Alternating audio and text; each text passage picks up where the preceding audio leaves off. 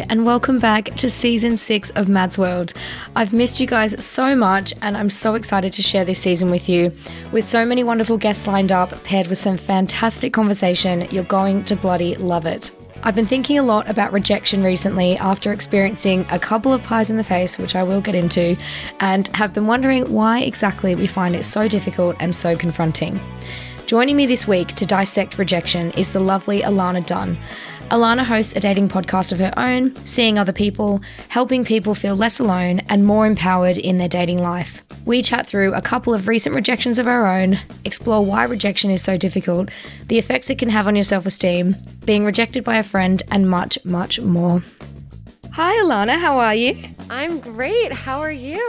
I'm good. We have been trying to get this podcast recorded for so long, so I'm so glad that we're finally doing it. I'm proud of us. Like, we actually made it happen. It may have taken 4 months, but we did it. Literally, it's been going on for so long, but I'm super excited that you're here. Let's jump into our speed date question round so everyone listening can get more of an idea about you. So can you tell me a bit more about your podcast, Seeing Other People, and how it all began? Yeah, so I started Seeing Other People last January 2021, but really Seeing Other People kind of was in the works for a while before that. I worked at Hinge for a little over 2 years, and I actually had launched a podcast for them called Dating Sucks because I was making video content for them and talking to all of Hinge's like followers and users on social media and stuff. And I realized over time, like the more I opened up about my own dating struggles, the more people felt seen and understood and less alone. And so I wanted to create a space and a community where people could really come to if they were confused, if they were struggling with something. And not only would they learn from experts how to navigate it better, but they would also hear from other people who had been through similar things or who were currently going through similar things, and all of that working together to just make people feel less alone and more empowered in their dating lives. That's awesome. That makes you the perfect guest for this podcast as well, because I think we've definitely got similar goals there, which is really great. And apart from your podcast, what else is keeping you busy at the moment?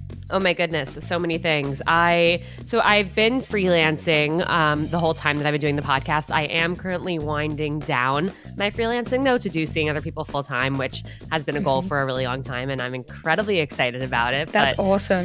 Yeah, that's been a lot. It's tax season, and this is my first time having to do like freelancer taxes, so that's been crazy. Oh God, that is something I'm so not looking forward to. Yes, it's been wild, and I definitely did not prepare myself properly for it. And beyond that, I am a new dog mom. Well, 6 months I've had him now, so not that new, but he still acts like he's new and needs a lot of attention. So what kind of dog is he? Keeps me busy.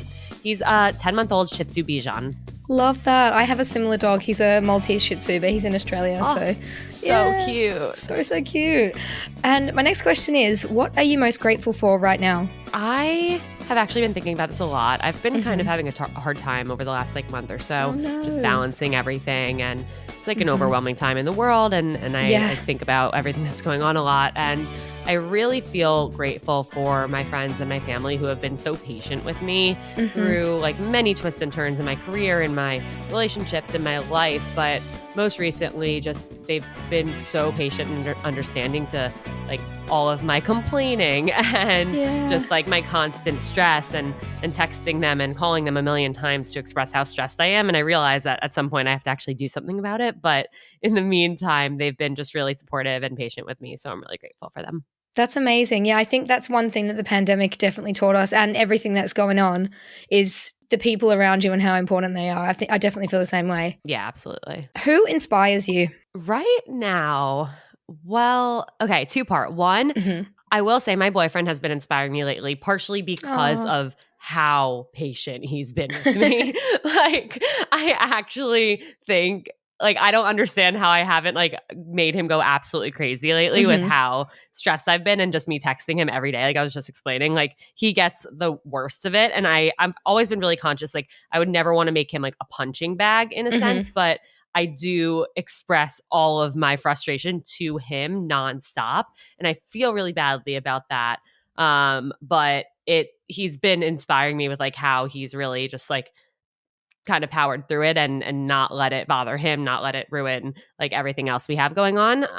And then in addition to that, I feel like right now I've been really inspired by my friends. You know, my friends and I all have incredibly different jobs, and three of my best friends are doing amazing things. One of them is a teacher, one of them is graduating medical school in 2 months, and the other is about to graduate social work school. And so I've just been so proud of them for how much they've accomplished and how they've been in school and doing all these things through like the pandemic and how difficult that's been. But it's amazing to see how far they've come and the impact they're going to have on people. Yeah, it's so crazy how like you can have so many different friends doing so many different things. Like sometimes when my friends are like speaking really passionately about their jobs, I'm like, okay, wow, there's like actually whole other jobs and industries out there that I literally have no idea what they do or how they're doing it. But yeah, you're so right. It's so inspiring to see people finding their passion in different fields, isn't it? Exactly. Yeah. Yeah, it's really nice. And when do you feel truly alive? This is such a deep question, but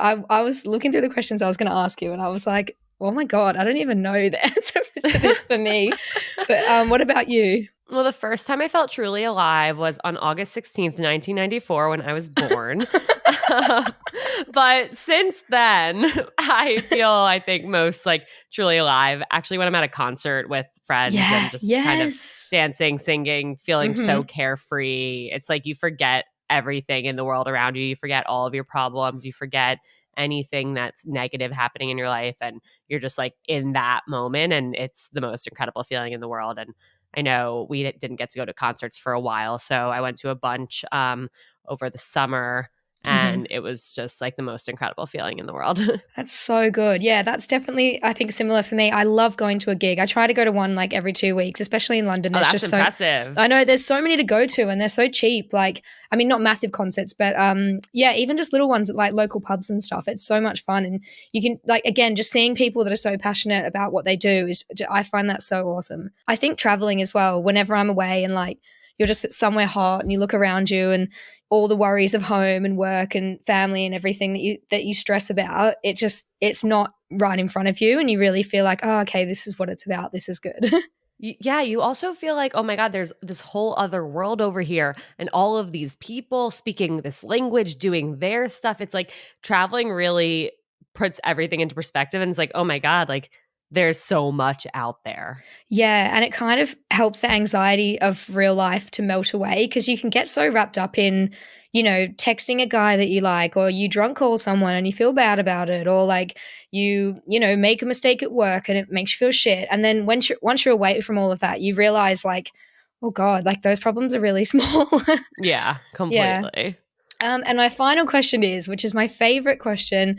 It's every week on the podcast, and it is, what is your funniest date story? Okay, there are so many directions I could go in with this one. And what I want to do is kind of mention something that happened. It happened a while ago. But it's not like a date story. It's like kind of like a pre-date story. It's with a guy I was talking to. We weren't like dating, but it's really funny. And I think it is worthy of being my funniest date story, or at least one of them. So I was a senior in college, and I had my sorority's date party was coming up, and I wanted to ask my friend he was my friend from home. He was 2 years younger. We went to the same college, and we were like friends. Like we had like made out a few times, but we were just friends. And I was like, you know what? Like, I don't want to deal with all the drama of like asking like XYZ person. Like, I'm just going to ask, let's call him Alex. Like, I'm just going to ask Alex because I know it'll be so fun. It'll be carefree. Like, yeah, we can like make out on the dance floor and like have a great time, and it won't mean anything, and it'll just be perfect. Yeah. So I text Alex. I'm like, do you want to come to like AE5 formal or like date screw whatever it was called? And he was like, oh my God. So you're literally the fifth person in your sorority to ask me. Oh my God. And I already told, I already told Maddie that I'm going with her. But then like Emily and Allie asked, and like I already said no to like a few other people, but Ilana, I'd so much rather go with you. Oh no. I'm like, oh my God, like what did I just get myself into? I was asking this kid to avoid drama. So he said he was gonna get out of it and say oh my God, I'm so sorry. I already promised Ilana. I totally forgot. She's gonna kill me, whatever. Yeah. And so that's not the funny part. The funny part is that I'm sitting in a room with 10 of my friends telling them this story.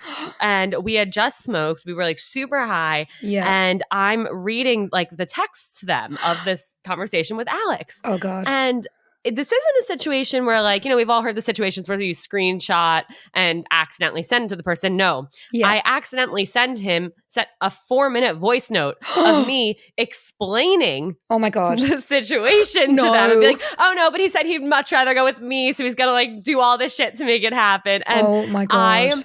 Maddie, I realized that while I'm high, I realized that. And I just stare in with my jaw dropped in silence, just stare at my phone for 2 minutes. My friends were Ilana, are you okay? And I was dying. And thank God this wasn't a guy I actually liked. Thank God it was a funny thing. And I knew he would take it like a champ. Oh my gosh. I finally was okay, you guys, I have to tell you what just happened. They're what? And then I can't deal with that. Somehow I accidentally sent him another voice note. I sent him another voice note of me explaining how I accidentally sent him the voice note to my friends. Ilana, no. Was oh my God. horrifying, but he thought it was the funniest thing in the world. So it ended up being okay. But oh my God, had that been somebody I genuinely had a crush on or an older guy or something, I think I would have dropped dead right there. That is insane. Do you know what that reminds me of? Something that happened to me in uni is I was chatting to a few different guys, as you do, and this isn't when I used to use iMessage. I use WhatsApp now, but I was on a night out and I just wanted to send I just wanted to send the same message to all the boys I was speaking to, and I was just hey, hey, how are you? And it turned into a group iMessage. And all of the boys were in the chat together, and 2 of them knew each other, and they were who made this? What's going on? And then one of them was Alex, what are you doing in here? Who made this group chat? And I'm just there oh my God, how do I get myself out of this chat that I created with all the boys that I like? And yeah, just totally ruined it with all of them. So it's just anything can happen, and we shouldn't have access to phones when we like someone. Honestly, it's just something that they wouldn't have had to deal with back in the 90s, and I'm really jealous about that. Beyond. It's not fair. Oh, Christ. Well, thanks again for joining the podcast. I was hoping we can have a discussion about rejection, because when you and I first wanted to have a podcast together, something happened to me in terms of a rejection, and it was just something that really got me thinking, and I'm going to tell you the story of it now. And then I've got a few questions from listeners and from myself that I thought we could chat about. So I basically went out with this guy on a date. I thought it went really well. I really fancied him. I was texting the girls and I was oh, I really like this guy. He's so fit. It's going to be really hard for me not to sleep with him or go home with him tonight, because obviously when you really like someone, you don't want to do the whole first date thing, because you know what boys are like. So the next day I thought it went really well, and I was at work and I was telling everyone about my amazing date, and I was sort of it was so good. I really fancy him, blah, blah, blah. And I could see him online on WhatsApp, and he hadn't texted me. And I'm this is such a bad sign. But also I didn't want to be a crazy obsessive girl, but I couldn't help it because I thought it went really well. And then I ended up texting him, and I was just kind of how was last night? How was this? Blah, blah, blah. How was your day? And he was kind of just yeah, last night was good. Had a good day. And I was just and then I literally wrote, okay, I'm not a robot. You can be honest. If last night wasn't what you were looking for, just let me know. And then he said, I really enjoyed chatting, but I didn't think there was much of a romantic connection, but good luck with what you're looking for. And I was okay, thanks for being honest. And then the next week, he screenshots seeing me on Tinder and sends it to me. And he goes, I recognize this person. And I was okay, what? Cool. And then he just, what? I know. And then you rejected me. Why are you messaging me again? Yeah, don't come back. You're not allowed to do that. And do not come back. Excuse you. And then get this, Ilana. He goes, feel free to phone me tipsy at 3 a.m. Oh, wait. At what time did he send you that screenshot, the initial Literally text? At 8 p.m. in the night. That's weird. On a weird. Monday. It's serious. Yeah, What? like he wasn't even drunk when he said this, but he's like, feel free to phone me tipsy at 3 a.m. Like basically saying, there's no romantic connection there for me, but I'll still shag you if you're desperate. Like, what the actual fuck? And so I was just like, I just didn't reply. And then I basically like just went absolutely ham on him like later that week. And I was like, sorry, but you need to understand how fucked this is. Like, please never do this to another girl. Don't reject me, rub it in my face with a weird Tinder screenshot, and then ask me to sleep with you when I'm drunk. Like, that is so fucked up. Good for you for saying I know, something. that's what I said. And the girls are like, just leave it, just leave it. I'm like, no, you can't do that. That's not acceptable behavior. So, yeah, this just got me thinking. I'm like, why do I care? What is rejection all about? Like, why does it feel so bad? So, I was hoping that you could tell me about a time that you were rejected, and it doesn't have to be that deep. Like, we don't have to go through the ringer if it's like a painful story. But yeah, after that, I thought we could just have a chat about rejection and why it feels the way it does. Yeah, absolutely. Well, I kind of want to start by calling out, like, at least like he did at first he did the respectful thing. Yeah. He did send you that like anti-ghosting message. I will say, like, I don't know how you use WhatsApp with you can see when someone's online. That would drive me absolutely insane. Like, thank God iMessage does not do that. I've actually told guys, like, if you're going to text me, you have to turn your read receipts off. Like, I can't have you have them on because, like, that would drive me crazy. Yeah. But even, like, with Instagram, the second they said, okay, you can toggle to see someone's activity, or, like, the last time they were online, I instantly went to settings and turned that off because I was like, no, this is not. My anxiety cannot deal with that. Yeah, my anxiety can't handle it. But the frustrating thing is, like, he did do the polite thing at first by saying, it's not the romantic connection I'm looking for. Like, once you close that door, you can't open it back up unless, like, somebody, a listener messaged me last week and said, like, she had sent that message to somebody after a first date, and at first she, like, there was something wrong with him. She just, like, didn't really feel a spark, but then she ran into him in person and they talked, and she started thinking, like, oh, like, should I have given him another chance? So she was debating it. I think in that situation, you could say, like, you know what? I was having a really hard week. Like, I actually, like, would love to see you again if you're open to it. I think in that situation, like, that's okay to open the door, but really open the door, being open-minded, like, commit to, like, giving them a real try, maybe, like, 2 more dates with them or something. But no, if you're just going to come back and be like, all right, well, I already, like, let you down easy, but, like, now if you want to bang, like, sure, I'm in. No, never do that. Never do that. Literally, like, I was just in shock. Like, I just think the audacity of this person is unreal. Oh, beyond. I mean, my jaw would have been absolutely on the floor. But yeah, I'd love to hear from you a story. Like, have you had a time when you felt really rejected and a time that it just made you feel really confused? 100%. And I mean, of course, there's a million situations I could give where it's like after one date or after a few dates. But I think the situations that I want to kind of emphasize, because this is something that happened to me a few times. It's something that I really struggled with in my dating life, where it wasn't like after the first, like, 3 or 4 dates. It was like maybe between, like, date 8 and 10, where, like, I really thought that this was going somewhere and I thought we were on the same page. And I just found out of nowhere, they were like, oh, like, I'm not actually looking for something serious, or, like, yeah, like, we were talking about, like, career goals and stuff, and it would come up that, like, they're not looking for a relationship. And to me, that was like, of course, I totally understand not everyone is always looking for a relationship. I mean, I always was, but that's just me. But for somebody to be, like, going on this progression of dates where they're getting, like, more deep, more intimate, like, we're getting more vulnerable each time. It's starting to feel like, wow, this is really going somewhere. You start to get real feelings. And for them to then tell you, like, actually, like, I really like hanging out with you and I want to keep hanging out with you, but I want to let you know I'm not looking for a relationship. That, to me, was such a tough pill to swallow. Yeah.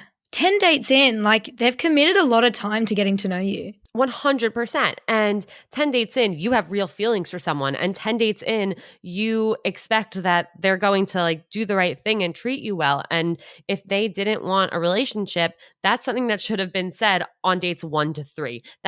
You can't get past date 3 without communicating that you're not looking for something. Otherwise, somebody is going to get hurt. Yeah, it just seems weird, like he was hiding it. Yeah. And this happened, like, with multiple people. And the reason that type of rejection hurt so much and is so much more painful, I think, is because at that point they already know you really well. Like these guys knew me. They knew who I was. They knew what spending time with me was like. And maybe in the beginning, if they were like, oh yeah, like maybe if I meet the right person or I meet someone who I really like or who's really special, maybe I will want a relationship. So I'm not going to say something. This was like, they got to know me and they decided, no, I am not going to date this girl. I don't want to date this girl. Like I don't see her as a special person in my life. And that really, really sucked. And I much rather would have had that been spelled out for me up front. And that's kind of why I learned like you have to figure it out in the first few dates. Whether they tell you or not, you have to at least ask or at least tell them what you're looking for. So that in that way that at least they know and hopefully they'll do the right thing if they're not aligned. It definitely has a massive impact on your self-worth and your self-esteem when something like that happens too, because you've sort of shown that person, you know, like certain sides of you that you might not show other people. And when you open up to someone and then they're sort of like, oh, it's not good enough, it really kind of destabilizes the image you have of yourself, and it makes you forget like what makes you important, and it kind of makes you it sort of makes you forget all of the good things about yourself. And it can be really difficult, especially if you don't open up with your friends and, you know, boost feelings of connection and stuff again with your mates, because I think rejection ultimately it can leave you feeling so unsettled and just like untethered socially, which can be really jarring. Yeah, absolutely. I think that's a really like uniquely beautiful way to describe how we feel. And I think part of it is like we feel so alone. We feel so isolated. And yeah, you're right. Part of it is because we don't want to talk to our friends about it because we feel embarrassed and we feel ashamed. And especially if, you know, our friends are in relationships and it's like, well, they're deserving of love and people can love them, but clearly that's not the same for me. Or sometimes you don't want to, like you don't feel like you can keep complaining to your friends about the same things over and over. And unfortunately with dating and dating apps and the way modern dating is now, like you get rejected so much and probably so much more than 10, 20, 30 years ago, because it's like every single thing feels like a rejection. You know, if you match with someone on a dating app and they don't message you. They don't reply. And that happens so much. Exactly. Or you get into a conversation and you think it's going well and then they disappear. Yeah. That feels like rejection. Or you go on a date and then you don't hear from them again. That feels like rejection. You go on a date and you talk about planning another date and then it never happens. Yeah, they're like micro rejections. Yeah. Whatever it is, there are so many different kinds of rejections. And even liking somebody on an app who you get excited about because you're like, oh, like their profile seems great. I really hope they like me back. And they don't. That feels like a rejection. So it's we're being hit with rejection left and right at a rate that I don't think anyone was ever meant to experience. And it can be so hard. It can build up so much and make us feel like we're less than or not deserving or not good enough. But that is not true. Yeah. And you know what's weird is that I was doing some reading today about rejection, and I read something like an article about scientists put people into like an MRI machine and ask them to think about a recent rejection and something that sort of hurt them. And apparently the same parts of the brain activate and light up when we experience rejection as when we experience physical pain.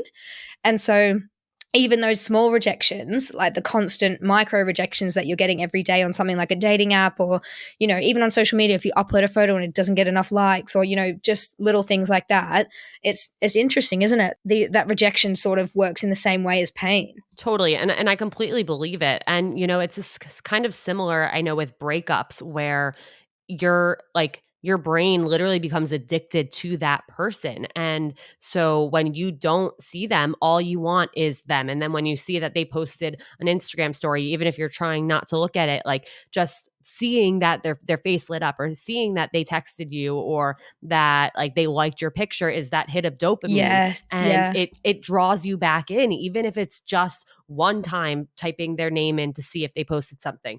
That is that hit of dopamine, and it gets you more hooked and further, like it separates you from moving on even more because you keep going back to it. So in saying that you had multiple times where you felt rejected, how did you overcome it and how do you get over it? What are some tips that we can offer people to sort of help them feel better about themselves after something like that happens? Yeah, I think there's a few things. I think one is really trying to step back from the situation. And this is incredibly difficult to do. I don't think I've ever done successfully in the moment. Like a lot of the time, it does take hindsight or therapy or really talking to like friends or someone close to you about it. But most of the time, rejection actually isn't personal. You have to think about it from the perspective of like dating. Okay, you are trying to fit yourself with somebody else, come together and create a partnership, and create this unique thing where you can mold your life into someone else's and you can spend your lives together and deal with families, deal with finances, deal with new life and death and moving and job changes and literally like a million different things that are going to happen over the course of a marriage.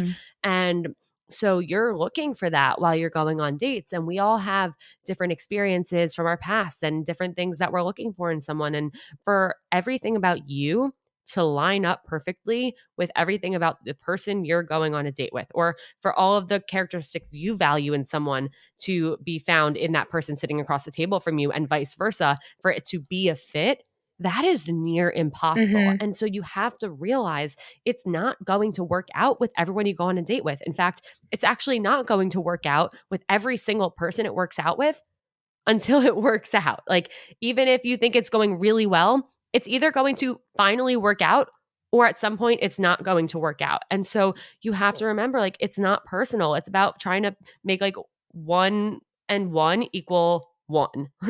Like, it's not trying to make 1 + 1 = 2. You're trying to make 1 + 1 equal a new 1.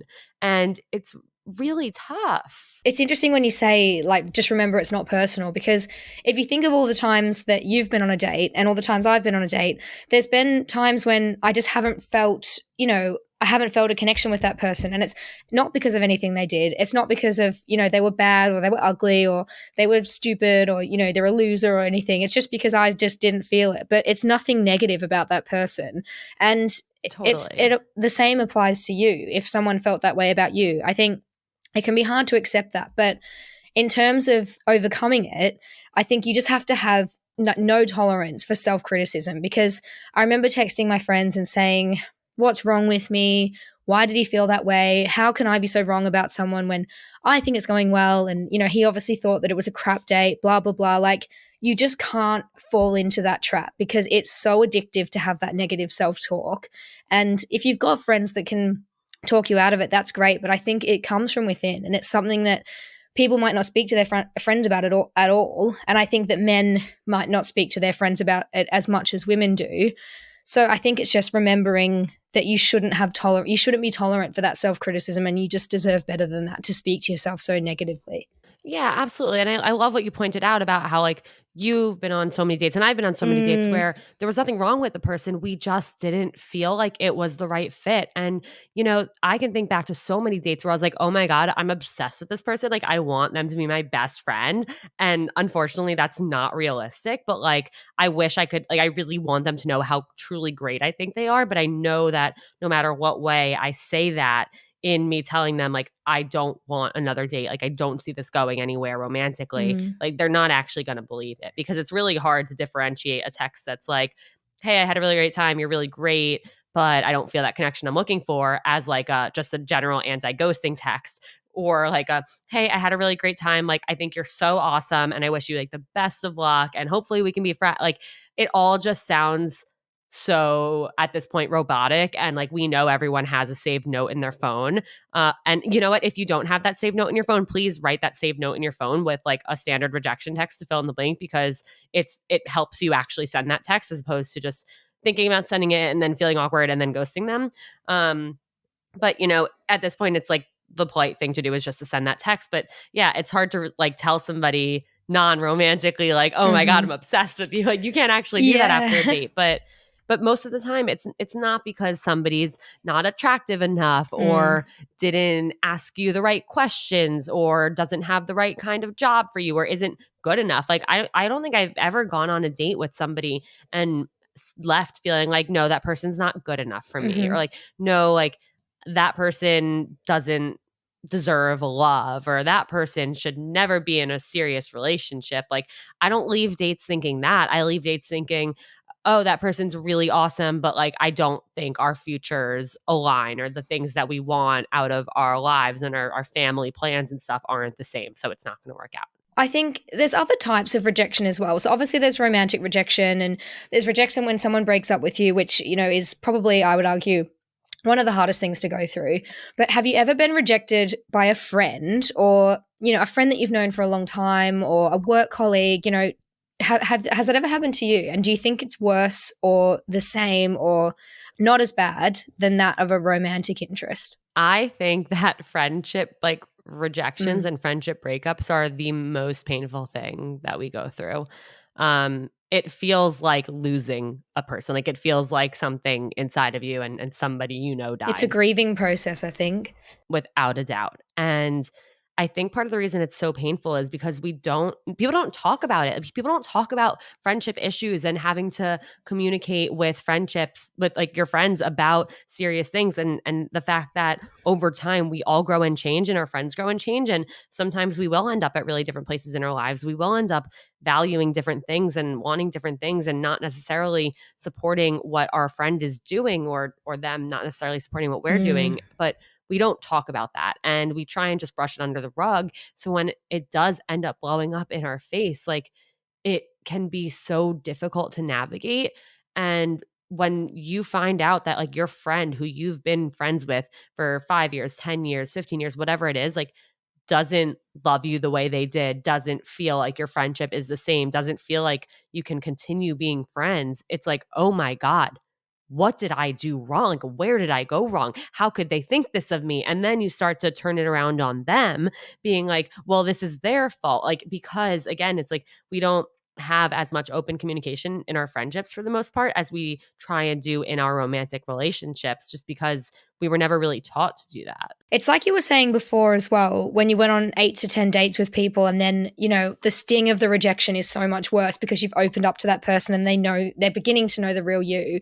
But I think when it happens with a friend, they're so integrated in your life and they know every part of you. Like they've been there for certain memories in your life and times in your life that were difficult, and times where you want to reminisce about things. So losing that, it's sort of like a death in a way, and it's so much worse than 10 dates in and seeing your future with someone, because this person has been there for all these times in your life, and suddenly they're not. So I think the sting of that rejection, yeah, you're right, is so much worse. Yeah, absolutely. And I think another part of it is the layer of like, well, you have your friendship with them, and you might be part of a friend group. Yeah. And then people are like involved. There's no way to keep it just between you two. And this is something that I've gone through over the last few years. And I've had a few friendship breakups and friendship like breaks where it was really like a year or two long break. Because I think part of it was like built up tension over time that was never addressed. And then like you explode, they explode. Like it's nobody's fault, but it's just not working. But I mean, I will say like two of my best friends from college, from the first day of freshman year, and we all lived together for 2 years after college. And in the three of us living together, a lot of things fell apart. The two of them had relationships, and I wasn't in a relationship. And so like for me, I felt like, oh, well, like they don't really care about hanging out with me anymore because all they want to do is hang out with their boyfriends. And like now suddenly like wanted to live with my two best friends. I'm living with my two best friends and these two boys who stay over 5 nights a week. And so I felt really left out and really alone. And like, but I didn't want to tell them like, no, you need to pay more attention to me. Like I need more of you, because I wanted them to be happy in their relationships. And so, but at the same time, I was building up that resentment towards them, and I felt like upset. And so then for them, they were like, well, Ilana seems fine, but she's like acting differently towards us. Like, what are we doing? Like, what could we be doing differently? But I was like brushing under the rug. I'm like, no, everything's great. And like, there'll be like sometimes where someone says like, are you mad at me? And the other person's like, no, but like they are, but they don't want to say that. And then they'll be like, are you mad at me? And it's like, no, of course not. Yeah, and you don't actually speak about it. Exactly. And in this situation, it actually like really, really escalated. And I was also going through a lot at the time, but it got to a point where the three of us actually all moved out early because we could not be around each other. Yeah, like, it's a shame when that happens with living with friends. Yeah. And we ended up like taking like literally like we didn't talk, like none of us talked for like 6 to 12 months. And it was really sad and it was really hard, but we're back and better than ever. And it's so funny now in hindsight, a few years out of it, we're like, can you believe there was like a period of time where we weren't best friends? Yeah. But it took time for us to understand each other and understand like the place in our lives that each other was at, and how like, yeah, we are going to grow and change. We're not always going to be those same people that just like got drunk and went to frat parties together and like did homework in the library. Like, people grow up and people go through a lot of changes, and you have to be patient, you have to be understanding, and you have to always try and see a situation from your friend's perspective. I think as well, it's really important to note that like people change over time, but also your friendships don't need to stay the same forever. Like some friends that I had when I first moved to London, you know, our lives were so involved. Like we worked together and we went out together and we did everything together.